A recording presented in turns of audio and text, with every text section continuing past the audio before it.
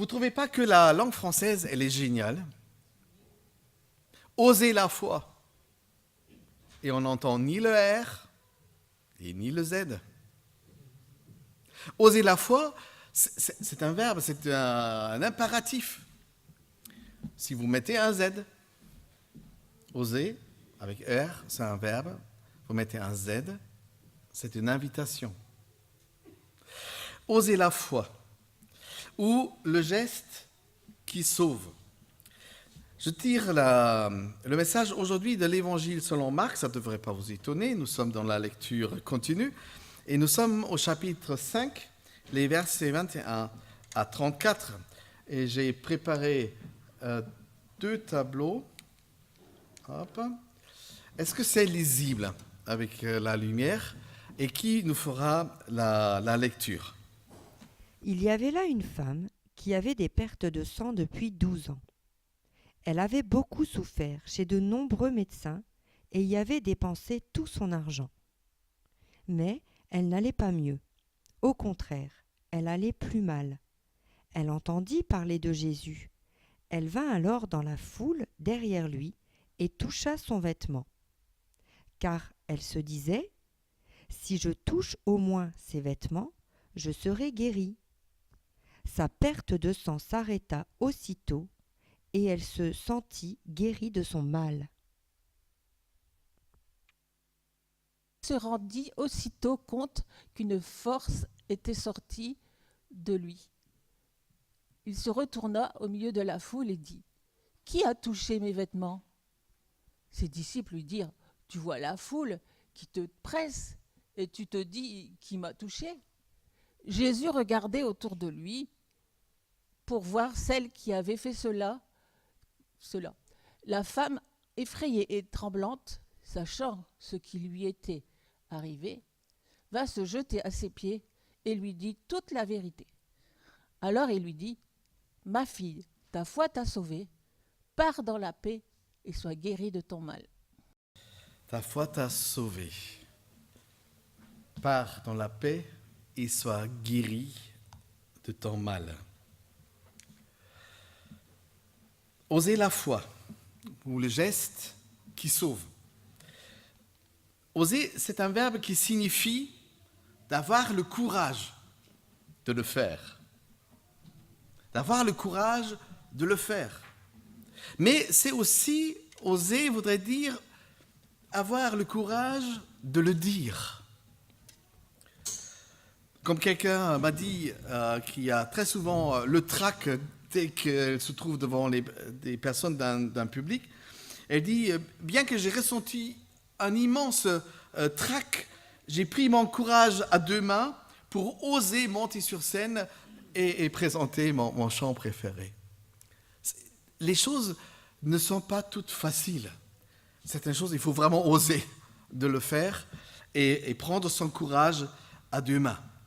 Et si je peux me permettre de citer un poète allemand que vous connaissez probablement, Johann Wolfgang von Goethe, qui disait « Exister, c'est oser se jeter dans le monde.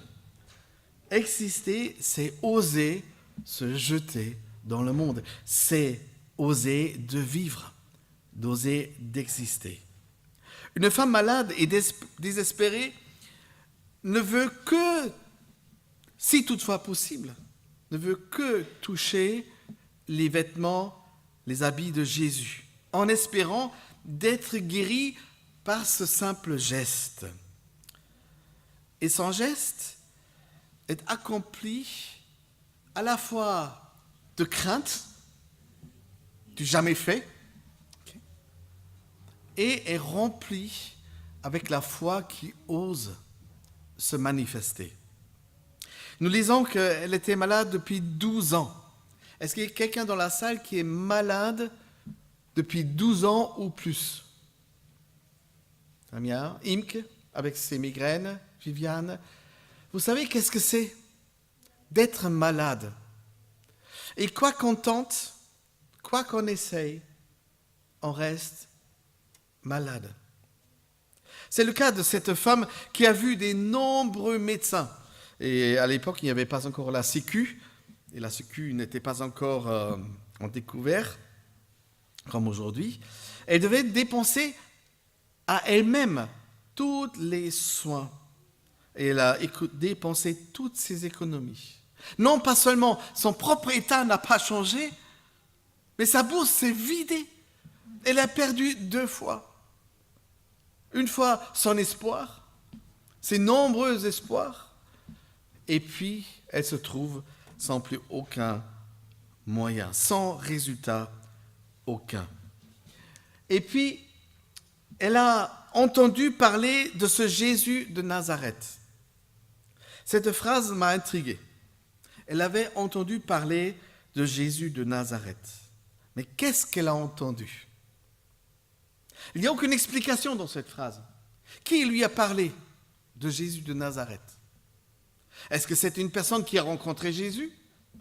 Est-ce que c'était un bruit qui courait? Il y a quelqu'un qui? Nous ne savons pas sous quelle image cette femme a entendu parler de Jésus. Peut-être elle a entendu parler de Jésus comme « il y a un guérisseur dans le coin ». Et quand tu as perdu tout espoir, tu prends toute aide que tu peux encore trouver. Il y a un guérisseur dans le coin qui devrait avoir des pouvoirs de guérir les maladies de toutes sortes. Verset 27. Ce Jésus de Nazareth prend pitié des personnes qui souffrent.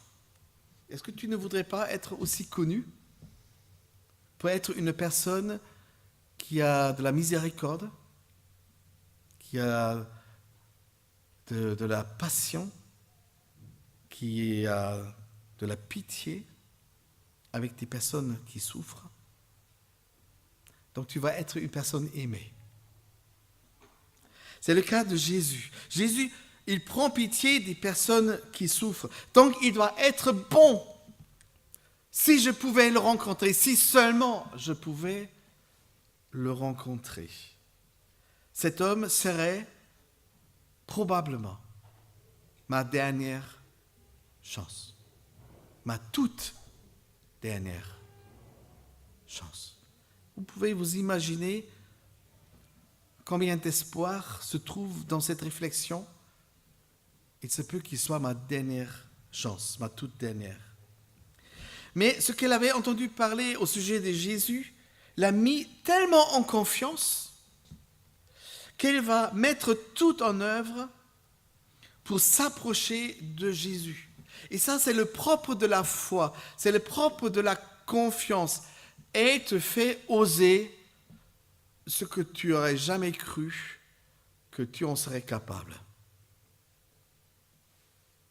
La parole de Dieu voudrait nous inspirer la confiance, d'avoir confiance en elle, mais surtout d'avoir confiance de la personne dont elle rend témoignage, d'avoir confiance en Jésus.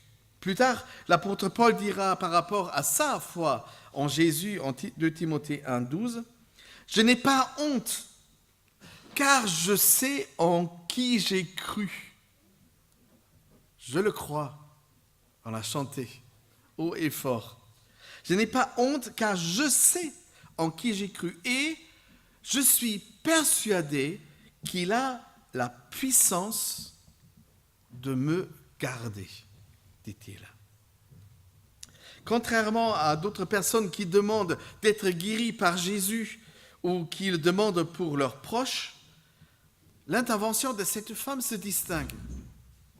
Elle se distingue parce qu'elle ne se manifeste pas ouvertement, ni en public.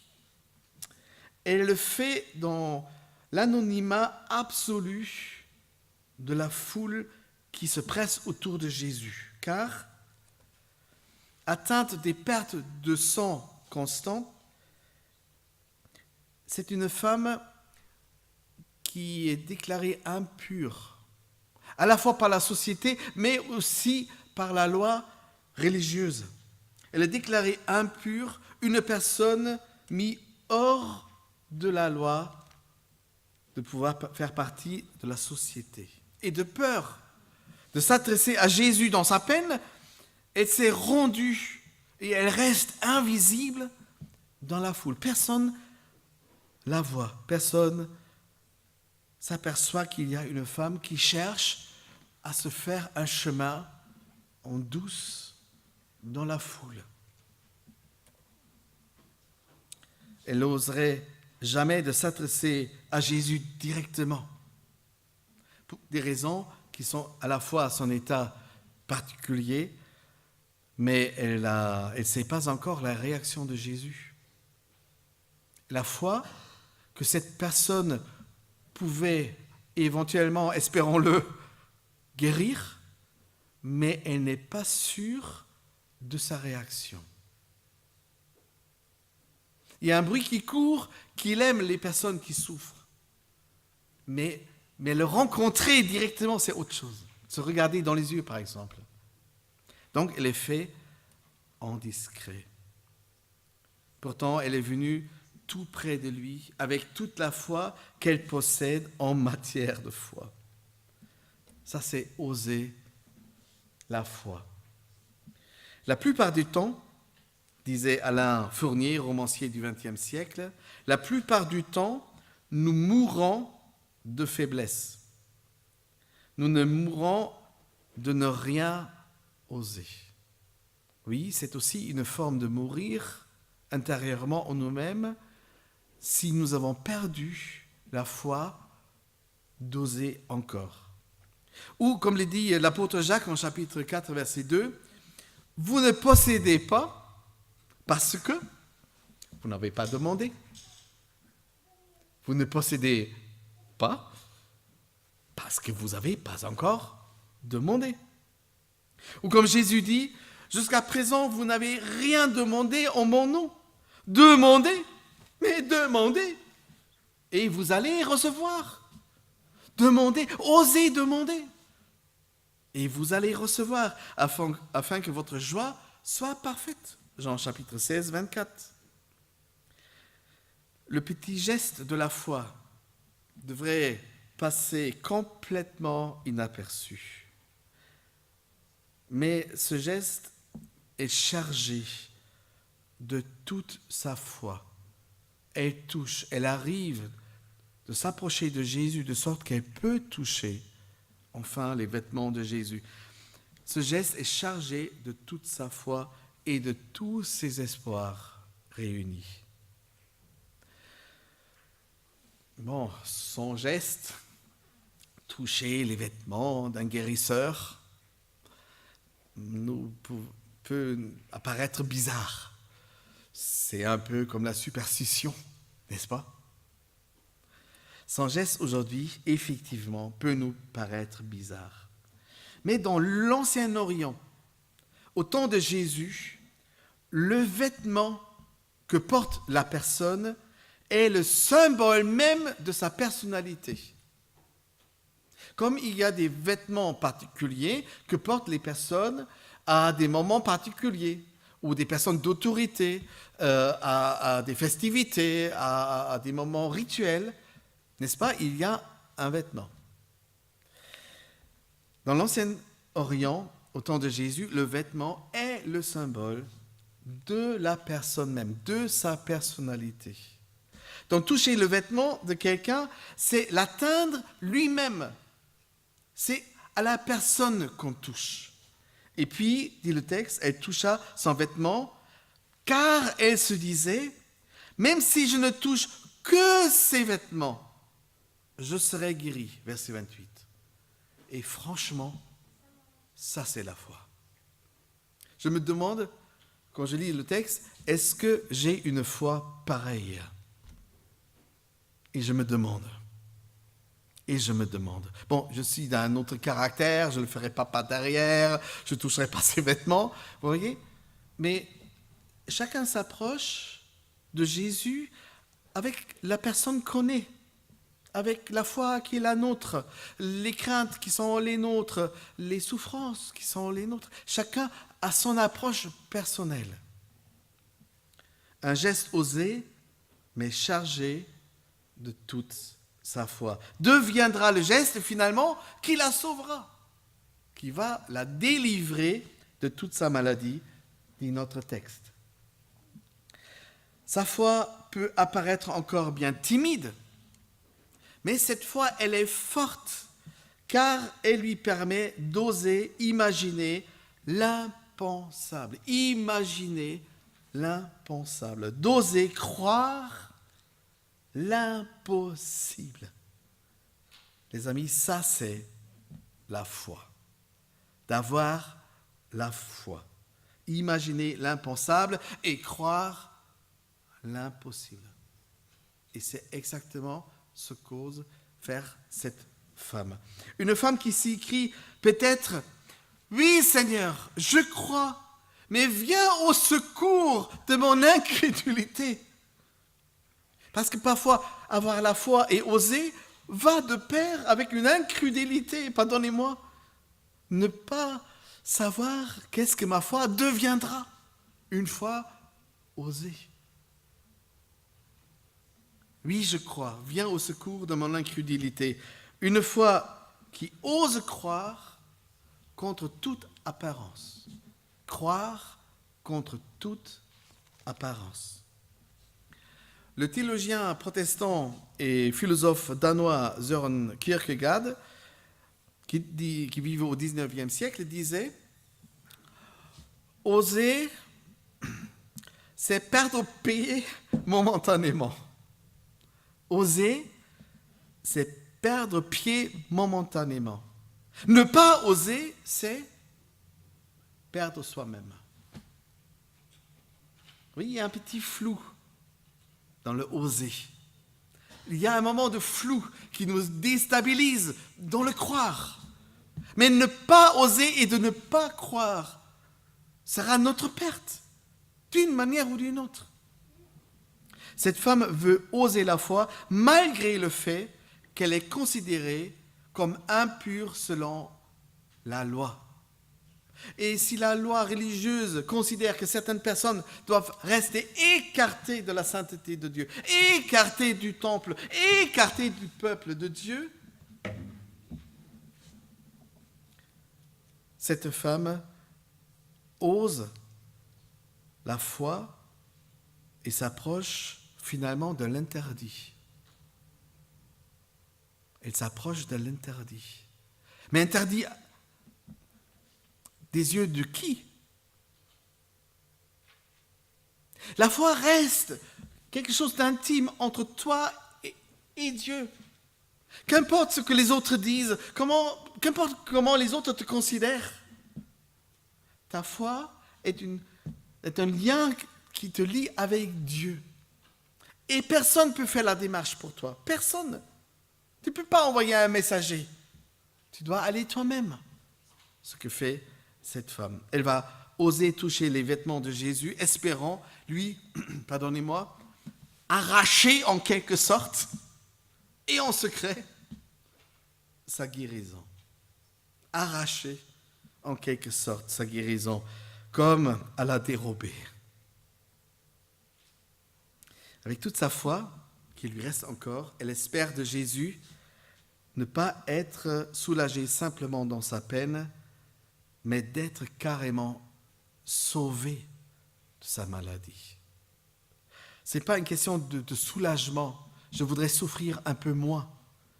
Elle espère d'être sauvée de sa peine, d'être restaurée intégralement dans son être de femme. Elle ne cherche pas un soignant, elle cherche carrément un sauveur. Elle ne cherche pas un soignant, elle cherche un sauveur. Que veux-tu que Jésus fasse pour toi ce matin? Vers quoi te porte ta foi? Qu'est-ce que tu veux oser lui demander? Qu'est-ce qui est ta peine? Qu'est-ce qui est ta souffrance? Tu voudrais être un peu soulagé? Un peu consolé? Ou carrément sauvé? Qu'est-ce que tu espères recevoir de Jésus? Songe à tes requêtes les plus personnelles, les plus intimes. Pour elle, la personne de Jésus est comme le lieu, le centre de la puissance divine, capable d'agir dans le secret de son geste timide, qui a osé croire en lui, qui a osé croire à sa guérison. Et sa foi, Jésus lui donne raison. Tu dis, c'est pas la bonne manière de faire. Moi, je ne l'aurais fait pas comme ça. Jésus honore sa façon de faire. Verset 29, nous lisons, à l'instant où elle touche le vêtement, elle est guérie. D'ailleurs, c'est un mot qui revient régulièrement dans l'évangile selon Marc. C'est mon évangile préféré parce que j'aime le aussitôt, à l'instant même, instantanément. C'est l'action. Immédiatement, elle prend conscience. Elle reçoit cette certitude profonde qu'à ce moment-là, qu'elle vient de vivre, elle sera transformée. À ce moment même, elle sait, elle prend conscience qu'elle va être transformée, elle va être guérie. Une puissance est partie, dit le texte, une puissance est partie du corps de Jésus. Comment c'était? J'aime bien demander à Jésus, et c'était comment quand cette puissance a effusé? Le texte ne le dit pas, mais il dit que Jésus a conscience que quelque chose s'est passé dans le secret d'une personne, qu'il ignore. Ça, j'ai le côté, je dirais, amusant, si je peux me permettre. Jésus, le omniscient, qui sait tout, il ne sait pas. C'est presque... Les deux sont dans le secret. La femme et Jésus. Mais le texte dit, la femme reçoit la puissance de Jésus et Jésus prend conscience qu'une puissance s'est diffusée de lui. Immédiatement, elle prend conscience de l'état nouveau de son corps, guéri de sa maladie. Waouh, j'ai une chair de poule. Comment ça doit être de pouvoir vivre ce qu'on croit, de pouvoir voir et ressentir ce qu'on a osé s'imaginer. Avec elle, au même temps, Jésus prend conscience d'avoir été touché d'une manière anonyme. Et le texte biblique ne nous dit pas comment sa prise de conscience débouche sur cette certitude d'avoir été touché par quelqu'un. D'ailleurs, les disciples disent, mais quelle question idiote! Tu vois, les gens se pressent autour de toi, tu es touché constamment. Et tu te demandes, qui m'a touché? Beaucoup de personnes ont touché de Jésus de près ou de loin. Ça n'a rien changé dans leur vie. Ils voulaient être tout simplement proches de Jésus. Mais cette femme a réussi une autre proximité. Elle a touché et il y avait contact. Il y avait contact. Et il y avait un flux de puissance qui est devenu pour elle la guérison. Jésus veut savoir qui m'a touché. Oh, à ce moment-là, je ne voudrais pas être la femme. Qui m'a touché? C'est soit une question de curiosité, qui m'a touché, ou un reproche, qui m'a osé te toucher par derrière. Jésus veut savoir. Il cherche avec son regard la personne qui l'a touché. Il voit beaucoup de monde autour de lui. Mais ce n'est pas ce qu'il cherche. Ce n'est pas la personne qui représente la foule qu'il cherche. Il cherche la personne qui l'a touché. Il la cherche, cette personne, aussi longtemps jusqu'à ce qu'il a trouvé. Et imaginez, leurs deux regards se croisent. Et la femme sait, il m'a trouvé. Et Jésus sait, je l'ai trouvé. Deux regards se croisent, trouvés par Jésus. Bouleversée, à ce moment-là, elle risque de sortir de son anonymat, en se jetant publiquement, à ce moment-là, publiquement, à ses pieds. Elle espère pouvoir trouver sa guérison, et elle a trouvé mieux encore. Elle a trouvé guérison et salut. Donc, elle ne va pas rester dans l'ombre. Elle se jette à ses pieds publiquement pour lui rendre hommage et rendre témoignage de ce qu'il a fait pour elle. Guérison et salut. En présence de son Sauveur, elle peut enfin dire toute la vérité, dit le texte.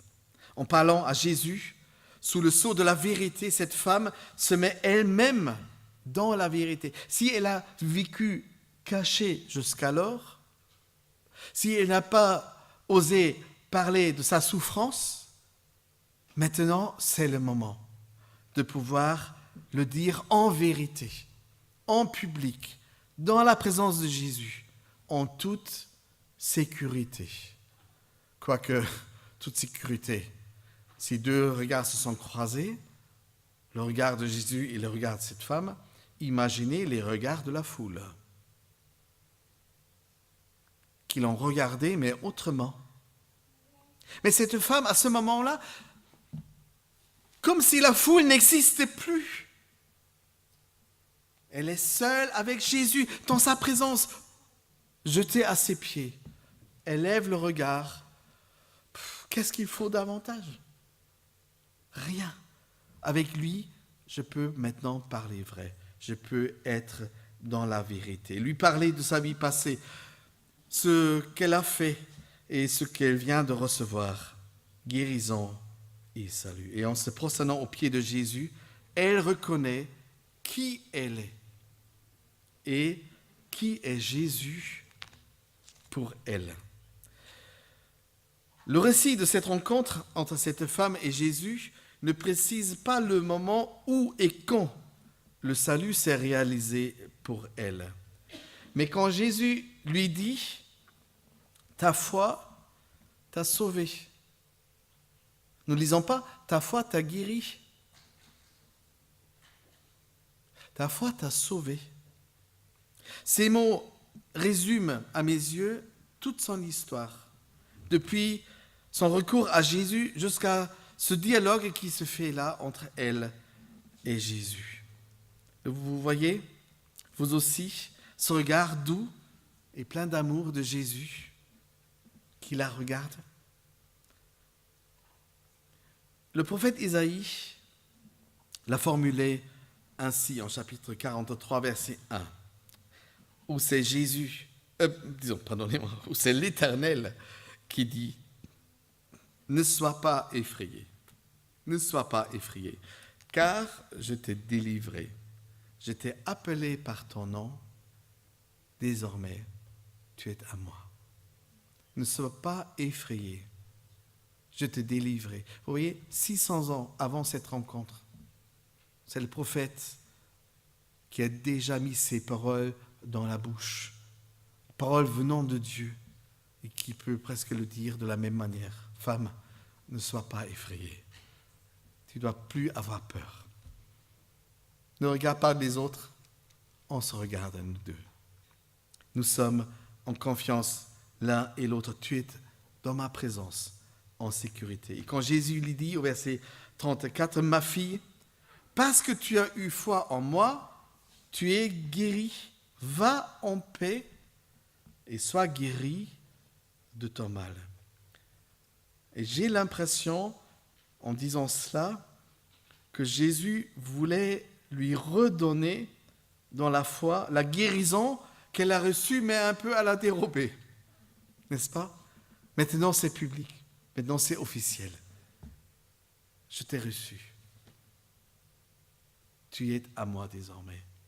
tu es sauvée, tu es ma fille. Parce qu'une femme, pour l'appeler ma fille, c'est un peu déplacé, n'est-ce pas?